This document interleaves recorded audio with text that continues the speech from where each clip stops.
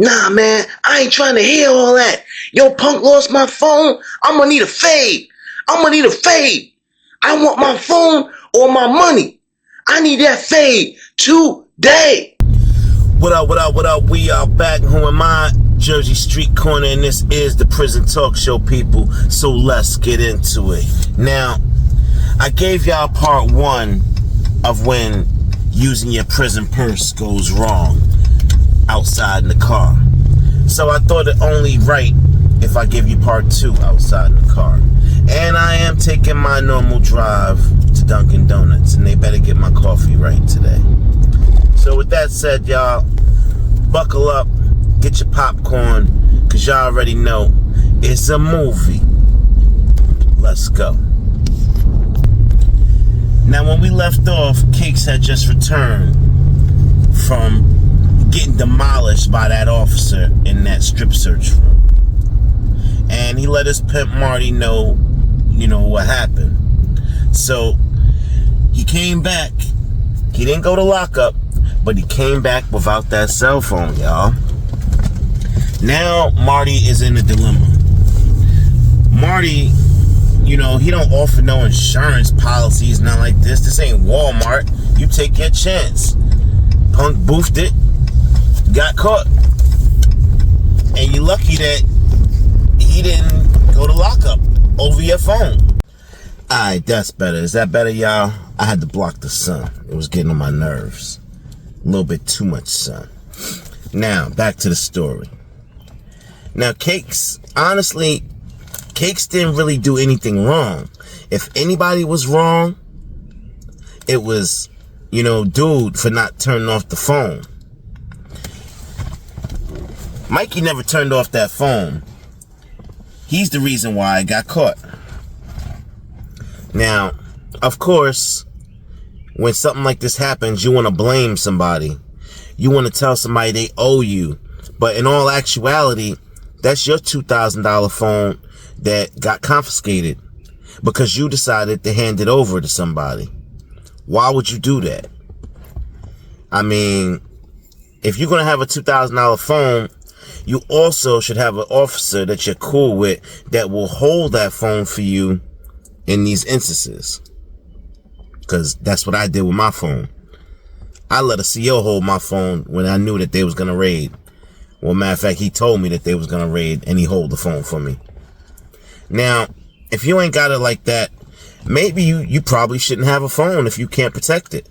Because, let alone, a phone could start a lot of problems in prison. Now, depending on what kind of person you are, people can see you as a hater or disrespectful just because you don't want to let them borrow it. You won't let them call their girlfriend or their mom or whoever. So now they want to snitch on you, or they want to, call you names, or they want to fight, or they want to fade because you disrespected them. Nah, we ain't doing none of that, bro. This is my shit. This is my phone, and I tell whoever no I want. If I say you can't use it, you can't use it. Simple as that. Now, in the prison, like I told y'all, going to lockup for boofing is not a very honorable charge. And you don't want to have that on your rap sheet because it follows you prison to prison. So, I don't know why the officer did what he did to Cakes. I guess he saw the opportunity. Cakes wouldn't have cared either way about going to lockup for that charge because that's how he is or was, whatever.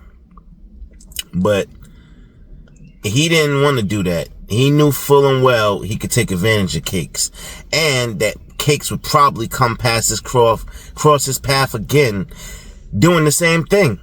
And the next time he gonna catch Cakes, he gonna do the same thing to him. But that's the game that they play. For that $100 a day, they gonna take that chance, I guess. And Marty not trying to hear it. He not trying to hear the sob stories about how that officer raped you. Nah, man, get back out there and get in the game. It's like EA Sports. Get in the game.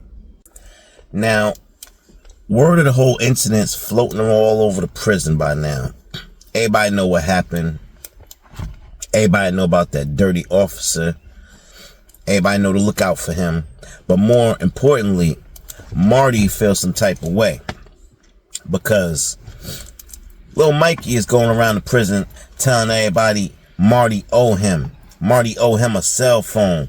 Marty did this and that. Marty owe him. So now Marty feels some type of way. He like, oh, now you ain't gonna ruin my rep.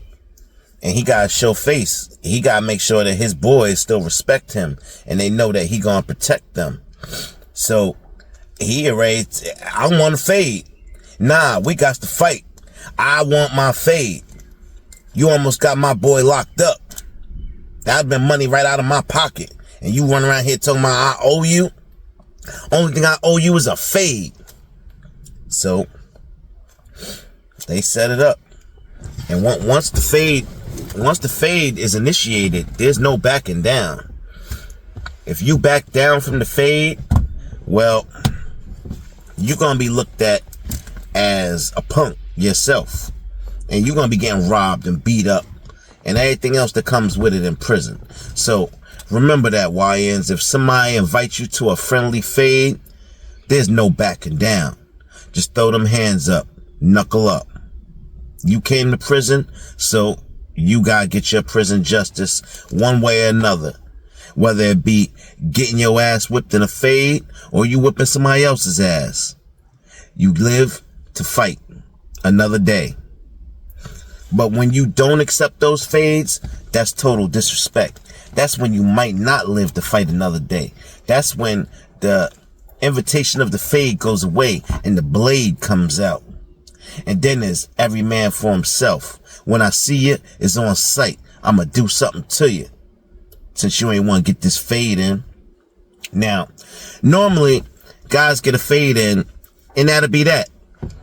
The beef will be squashed, and it'll be over. Not saying that they're going to be cool with each other after that, but when they cross each other's paths, you now have the respect of that person that you stood up to. And that's the bottom line in prison. Respect. Respect is given where respect is due. And if you can't even stand up for a fade, you don't deserve no respect in prison. Simple as that. Make sure y'all like and share the page. Come back every day for new videos, y'all. Don't forget to hype the videos, y'all. And of course, subscribe. Alright, y'all. Y'all know the vibes. Let's go. Now here we go in mess hall, y'all. It's about to go down. Marty's at his table, chilling with 5 of his punks. Donuts and cakes is on the line getting their food. And here go Mikey. He run up to the line right there by both of them. Now, he wasn't getting his lunch or anything like that. He just wanted to do something spiteful. He ran up and he knocked both of their plates out of their hands. And told them do something about it. Do something. So they went running on back to the table to Marty and told Marty what he just did. He just knocked our food out of our hands. How we gonna eat now? So now, Marty breaking bread. He giving them some of his lunch tray. Like, here, go ahead. Eat that. I'm alright. Go ahead. Eat that. Now, you know, Marty got plenty of commissary. Like I said, they make bread up in there, so they not sweating no little lunch. But Marty is sweating the disrespect. So everybody know he already want that fade with little Mikey. But he not gonna do it in the lunchroom, in the mess hall. He gonna wait till he catch him slipping. Now, what y'all don't realize is that even though we call these people punks and boys, they are still men. Yeah, they came into the prison a man, they gonna leave a man. Whether they think they're a man or not, that's another story. But physically, they are men.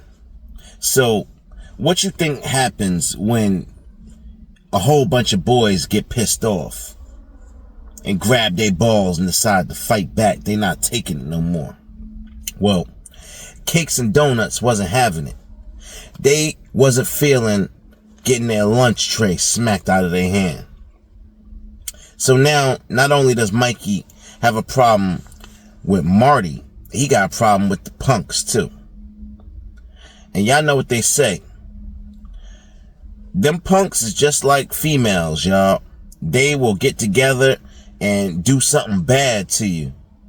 I mean, you ever see a whole gang of girls hitting dudes with pocketbooks and all types of nonsense, spraying mace and all types of craziness? Well, picture that going down in the prison. But they ain't got no pocketbooks. Nah, they ain't got no mace. But what they do have is locks, socks, blades, everything you could think of in prison that could be dangerous to use. Now, mess all over. We all file out. Everybody talking about what just happened. Little Mikey just dropped all their food on the floor on purpose and walked off. So now it's time to go back to the pod. And now it's time to find out how much heart Mikey got. What you gonna do when the pimp come for you? Marty gave the punk strict instructions, y'all. He said, no matter what, win or lose, I need y'all to jump in and we gonna teach him a lesson. Mikey is not walking away from this today without learning a real good lesson. He gave donuts a blade. He gave Cakes the lock and sock to hide in his pants and told him just stand around. Y'all know when, just stand around and wait for the right time. And y'all know when the right time is. Just don't hit me with that lock. So that's what they did. They stood around and, they initiated the fade. Now they getting it in. Marty's smacking old boy up. He a lot bigger than dude too anyway. So he's smacking old boy up. Just beating him down. Boom, boom. Throwing bowls at him. Now, Marty get a signal. He blinked his eye at Cakes. That meant Cakes was supposed to pull that lock and sock out and go to work. And that's exactly what he did. As soon as Mikey hit the ground, Cakes pulled that lock and sock out and start pounding on his face, y'all. Ran up, bang, bang, bang, bang. I hate you. Bang, bang, bang. Now, you could tell it's personal. You could tell Cakes feels some type of way about what happened to him by the officer. You could tell Cakes felt some type of way that this man disrespected him after he went and hid that phone for him. Did everything he was supposed to do. And you gonna knock that food out my hand? Nah, Cakes wasn't having it. And then, before you know it, Donuts pull that blade out and start to slicing. He's slicing Mikey's face all up. Just hitting him with them $1.50s. Yeah, y'all. Don't ever think just because a punk is a punk that when they back pressed against the wall, they won't get down. These are men in prison also. And although they live an alternative lifestyle, trust and believe they on demon time just like everybody else in the prison. Demon time. The whole prison is on demon time. And you better watch your back. Look, y'all. Mikey got transferred up out of that prison. After that incident, his face looked like mashed potatoes. All red, squashed, and beaten in. His nose is all broken from that lock. Eye sockets caved in. Raccoon eyes. Yeah, y'all. Now, Marty and the punks, they slid up out of there real quick. They ain't want nothing to do with it after that. They wasn't trying to catch a charge. They got it off. They went, changed their clothes, went about their business. And everybody knew why Mikey caught that beat down. And ain't nobody say nothing. Nobody said nothing, y'all, because Mikey deserved that. You was wrong, Mikey. Next time, boof your own damn phone. If it's that important to you. But stay away from the punks, Mikey. Because it's very, very clear that you couldn't even stand up to two punks. Alright, y'all, look, that's going to be it for part 2. I hope you liked it. Cakes and donuts. They administered prison justice along with Marty on Little Mikey. And that's just what it was. Mikey learned a cold lesson that day. Alright, y'all, this is the Jersey Street Corner Prison Talk Show. I am your boy, Jersey Street Corner, and I'm out.